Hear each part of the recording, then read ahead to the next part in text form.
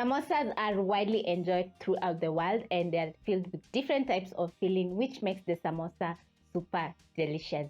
Today I'll be showing you how to make potato samosas, which are budget friendly, vegan friendly, and also mouth watering. You're going to need a few ingredients and the outcome is going to be just perfect. You can serve the samosas for your guests as appetizers, or you can serve for your family any day, anytime, and it's going to be so good. We are going to get started by making the samosa pastry, which is very easy to prepare. So in a bowl, you're going to add in 3 cups of all-purpose flour. I've already done that. Then next, you're going to add in some salt. The salt is to season the pastry because you don't want some bland pastry. So using a whisk, you're going to mix in the salt into the all-purpose flour. Once done, you're going to add in cold water into the batter. The cold water is going to make it very easy for you to knead the dough, so don't add any warm or room temperature water, just go for cold water.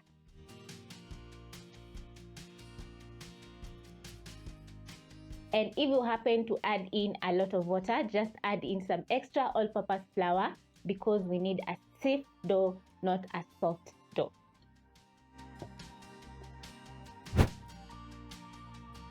So I'm going to go in with my hands.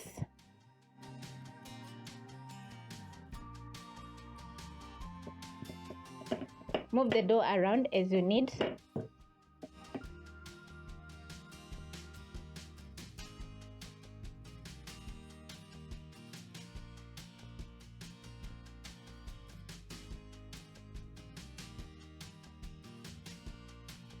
Transfer to your countertop and knead for around 3 to 5 minutes. Also, kneading the dough for around 3 to 5 minutes is going to make the dough very easy for you to work while making the samosa pastry. After 5 minutes, this is how the dough is going to be looking like, and it's now ready to go to the next step. So I'm going to roll out into a roll, and as you can see, it's not sticking on my countertop because it's just perfect for making samosa pastry. So I'm going to make a roll, and then I'm going to cut into little pieces just like this.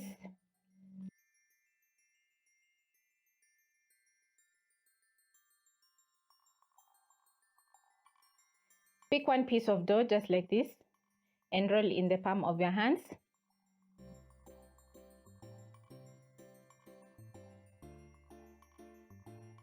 As you divide the dough into little pieces, make sure to cut the pieces of dough the same size because it will be very easy for you to cut out the samosa pastry. I have around around 11 pieces of dough. So I'll start off by sprinkling a little bit of extra all-purpose flour to my countertop. Although the dough is not sticking, but I need a little bit of flour to make it very easy for me to work with the dough. Then I'm going to flatten the dough with the palm of my hands and roll out. As you roll out the piece of dough, you're going to place a chapati pan or a skillet over high flame. And the key point here is just to roll the dough a little bit, not too much. And then I'm going to place aside, pick another one and roll out.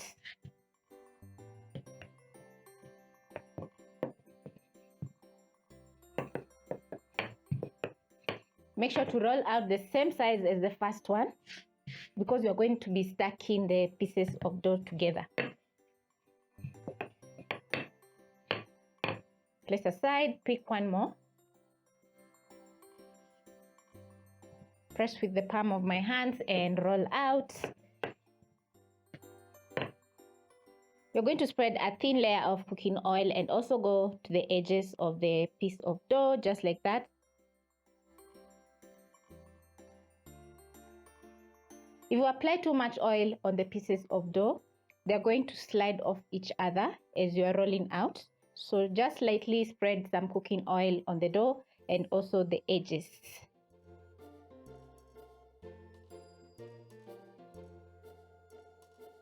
And repeat by lightly spreading some cooking oil on the dough. Don't forget the edges.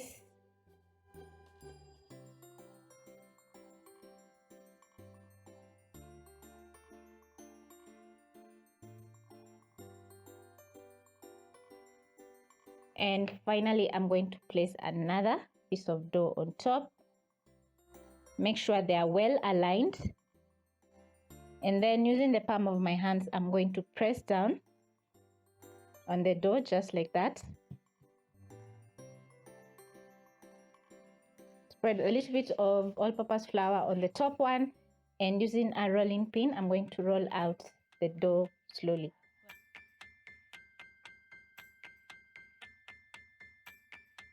If you notice some sticking, just spread some all-purpose flour on your countertop or your working surface.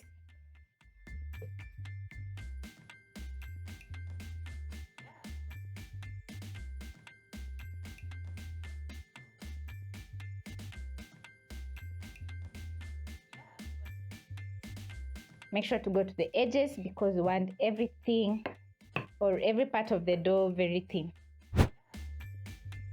Once you're done, you're going to transfer your piece of dough on your hot chapati pan or skillet, just like that. Start off a new batch by spreading some all-purpose flour on my countertop and rolling out a little bit. You're going to be multitasking, so watch over the pieces of dough on the skillet or chapati pan. Make sure the edges are well cooked, so you can spin the dough around as it cooks, just like this.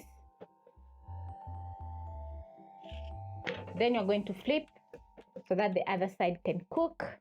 As the bottom one cooks, I'm going to peel the top one, which is going to be very easy because we spread some cooking oil before rolling out the dough. Be careful because the dough is super hot. Just like that, easy. Place on a kitchen towel. Flip so that the other one can cook hot. And then I'm going to peel the next one. Transfer to the kitchen towel and cover so that the pieces of dough don't dry out.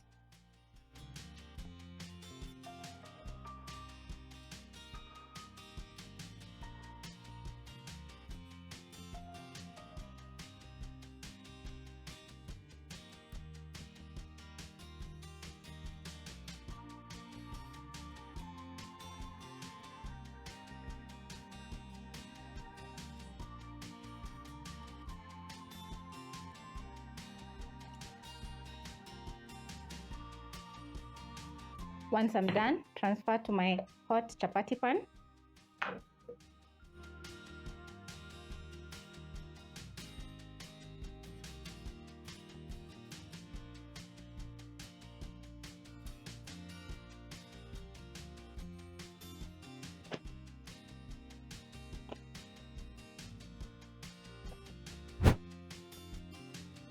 Once you're done, it's time to cut our samosa pockets.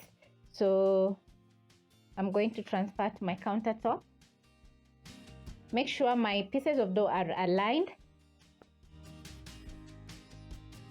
Once you're done, you're going to pick anything round and place on the dough. And using a sharp knife, you're going to cut round.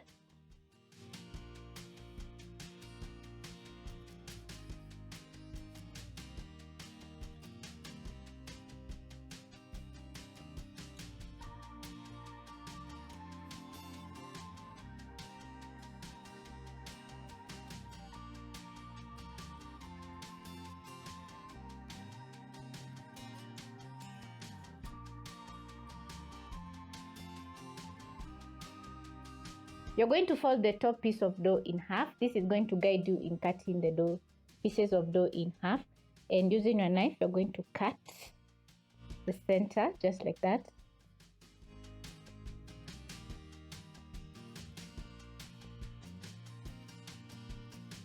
Flip the top one and cut in half just like that.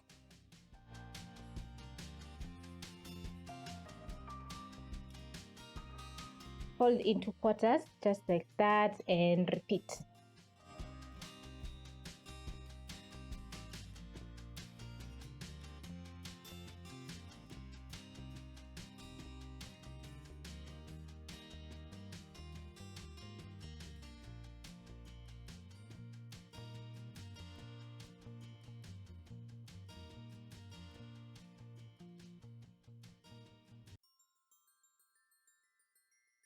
You're going to stack your cut out samosa pastry just like that, and you can see I have lots and lots of samosa pockets.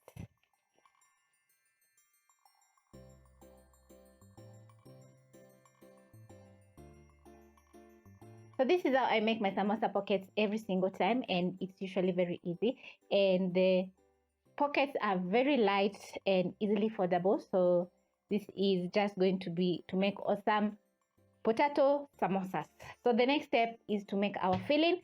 So I'm going to place my samosa pockets in on a kitchen towel so that they don't dry off. If you're making lots and lots of samosa pockets, you can store the samosa pockets in an airtight container and store in the fridge until you are ready to use the pockets. So for the scraps, you can deep fry and have some delicious strips to eat, maybe your guacamole or kachumbari, instead of throwing the cut out away. So I'm going to clear my space, and then we're going to be making the samosa filling, which is made with potatoes. Yeah. I've prepped up ingredients for my potato filling, and I have 4 vegetables. I have carrots, my potatoes, onions, and coriander. And the potatoes I've chopped up into small pieces because I want the potatoes to cook really fast. And also the carrots are just tiny little carrots, which are going to add a very nice contrast to the potato filling. To get started, we're going to place a pan over medium flame and add in cooking oil. Once the oil is hot, you're going to add in your onions and saute until soft. Once the onions are soft, I'm going to add in my carrots,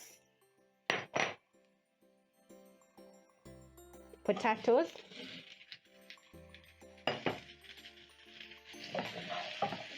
toss everything together. As my potatoes are cooking, I'm going to be adding in 3 spices which are going to add lots of flavor to the potato filling. So I have some black pepper, which I absolutely love. I'm going to be adding in some cumin and turmeric and a seasoning cube.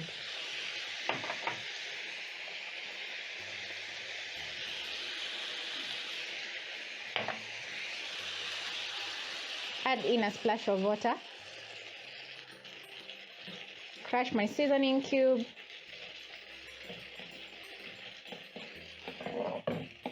And toss the spices into the potatoes.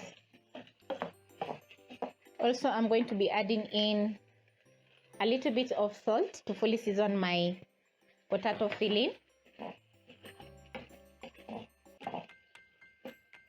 Chopping the potatoes into small pieces is going to make it very easy for me to cook the samosa filling in a short time because they're going to cook really fast. The seasoning is going to add some color and some flavor to the potato filling. And because I've added in a seasoning cube which contains salt, I've also added in a little bit of salt to fully season the filling. So check as the potatoes cook. If you need some more water, add in a little bit of water at a time because we don't want the potatoes to be runny. You just want the potatoes to cook through so that you can mash up a little bit. Also make sure to check the seasoning because you want the potato and carrot filling to be perfect.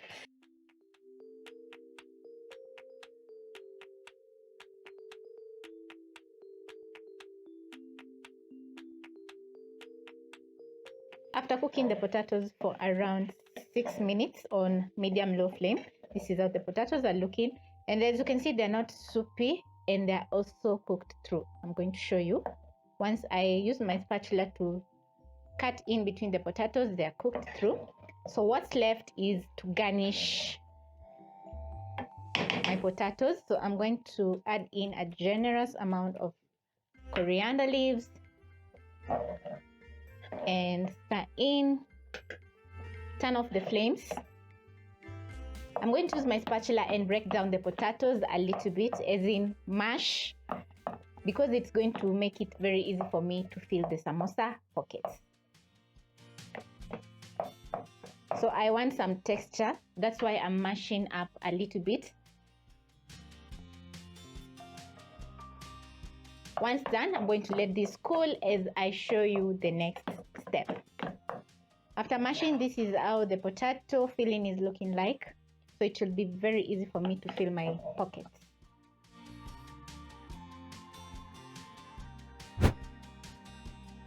My samosa pockets are ready, and I'm going to be making a batter to seal my pockets. So I have 1 tablespoon of all-purpose flour. I'm going to add in a splash of water and mix using my spoon. Add in a little bit more water. Mix until I have a thick batter. I'm going to pick one pocket and place the smooth part of the pocket on my working surface. Fold in half, just like that, and then I'm going to spread my paste. Pick the other side and seal the pocket just like that. And then I'm going to repeat until I'm done making the rest, which is going to be very fast because I'm used to making samosas. When folding the samosa pocket, you have to be very precise because you don't want oil seeping inside the samosa as you're frying. Once you get used to folding the pockets, it's going to be very easy for you to make or fold the samosa pockets in around 5 minutes. It's been around 3 and I've already done around 25 pockets. I also have another samosa recipe which is well detailed and very easy to prepare. You can check up here or in the description box.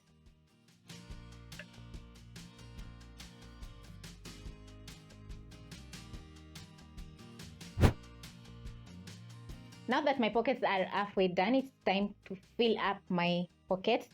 I'm going to pick one pocket and add in the potato filling halfway. Make sure to press down so that the filling can go to the bottom part of the samosa.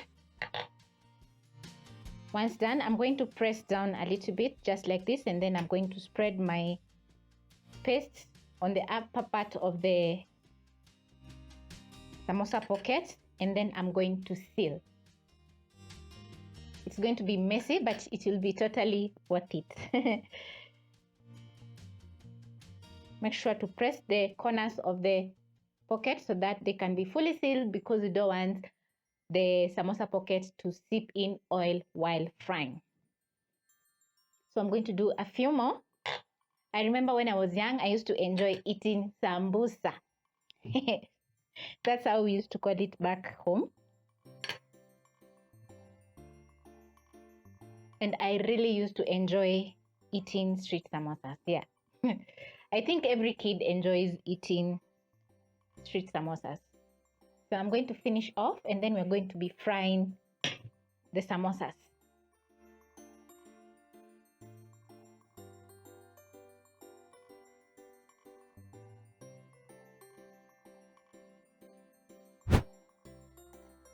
Once you're done folding and filling the samosa pockets, you're going to place a frying pan over medium-high flame and add in cooking oil, enough to fry the samosas, and wait for the oil to get hot. You can also shallow fry the samosas, but they will not have an even golden brown color on the outside. Yes. So I'm going to check if the oil is hot by inserting a skewer. Once I notice small bubbling, the oil is ready. I'm going to carefully drop in my samosas in the oil and let them fry for around a minute. Flip so that the other side can cook. Don't overcrowd the pan because the temperature of the oil is going to drop and the samosas are not going to crispen up. Once you notice a very nice golden brown color, you're going to flip the samosas so that they can cook on the other side. The kitchen smells absolutely delish.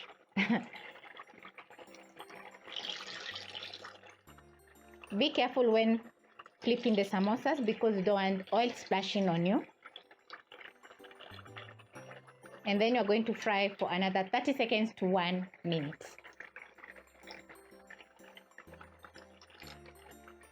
When the samosas are ready, you're going to use your skimmer and shake off the excess oil.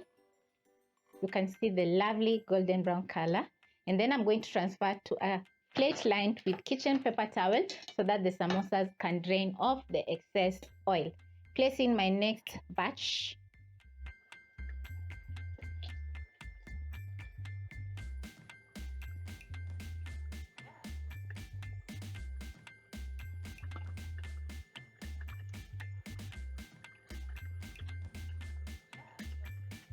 The samosas are looking incredible. So I'm going to be adding in my last round. Carefully drop in the samosas so that we can have the lovely golden brown color. I'm excited for this one because potato samosas are usually very delicious. You can see how gorgeous the samosas look like. So I'm going to be serving to show you how you can present samosas to your guests or to your family.